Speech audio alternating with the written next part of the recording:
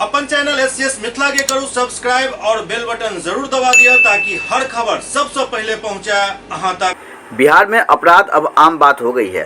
यही वजह है कि 3 दिनों से गायब छात्र का शव खेत में मिला, जिसे गोलियों से भूनकर मौत के घाट उतार दिया गया है।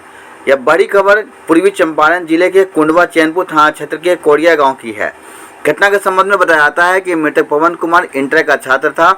वह 3 दिन पहले अपने मौसी के घर गया हुआ था, लेकिन वह फिर जिंदा दोबारा घर वापस नहीं लौट पाया। घटना के संबंध में परिजनों ने बताया कि वह कल शाम को फ़ोन कर बात किया था कि मैं घर आने के लिए आदापुर रेलवे स्टेशन से ट्रेन पकड़ लिया हूं, लेकिन घर नहीं पहुंचा, जिसके बाद परिजनों की बेचैनी बढ़ी। इसी बीच पुलिस ने आज खेत से ही युवक का शव बरामद किया है। मृतक छात्र की पहचान स्थानीय थाना क्षेत्र के चैनपुर गांव निवासी पवन कुमार के रूप में की गई है। इस संबंध में कुंडवा चैनपुर थाना अध्यक्ष ने बताया कि छात्र को 4 से 5 गोली मारी गई है।